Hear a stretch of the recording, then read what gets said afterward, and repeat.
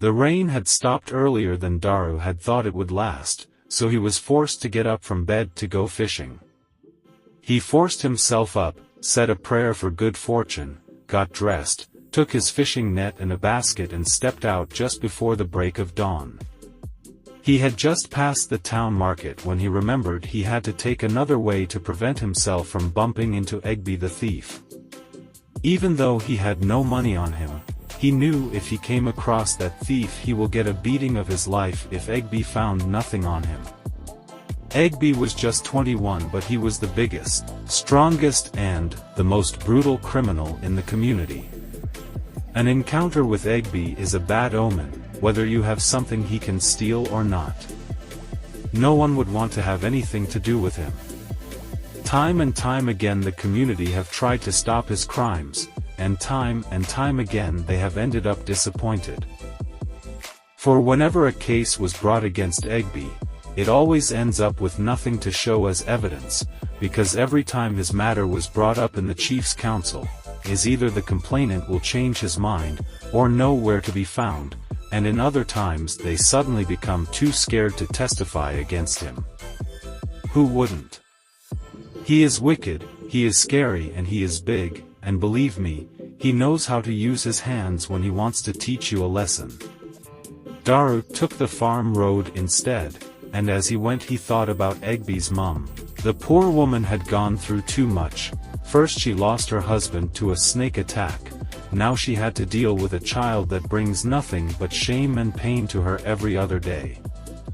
Daru felt sorry for the young widow because they had known each other from childhood, but he could not help her for he had his fishing to look up to, and secondly he would have nothing to do with the bully Egby. Fishing was good that day and he had retired a little early to the market to sell some of his catch. In a very short time he had sold all and was walking joyfully home. It was a great day. Perhaps he would stop at Mama Sarah's inn for a jar of palm wine and some smoked antelope meat before heading home. Just as he was smiling to the suiting idea, he had some noise coming from the back of the market and he was drawn to investigate. There was a crowd there, and he recognized the man who was been beaten at the center by the mob. It was Egby, and just at the corner was Egby's mum, Didia, crying and begging the crowd to stop. The story was that Egby had just beaten and robbed an old woman of her sales from the market and was about running away with his loot when the crowd had chased after him and overpowered him. Alas, Egby had met his Waterloo and there was no one to help him.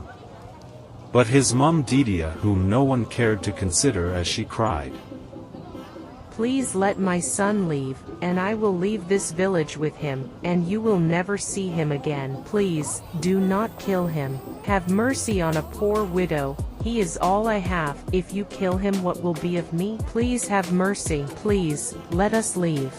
Daru felt pity for Didia the poor widow, but no one else was listening. Egby had done too much, and for some, this was an opportunity to get rid of him permanently. So they grabbed him, some wielding sticks, stones, and whatever they could find. By this time the young man was battered and bleeding from his mouth and nostrils.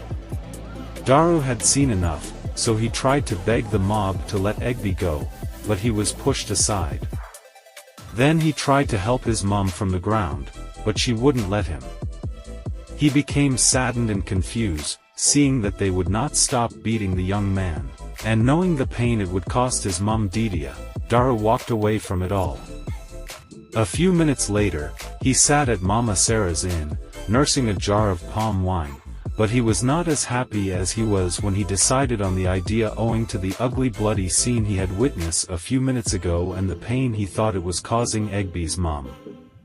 Just then the news came, that a mob of market people had just killed the notorious criminal, Egby, and it hit him like lightning, not just because of the young man, but he was sympathetic to his poor mum.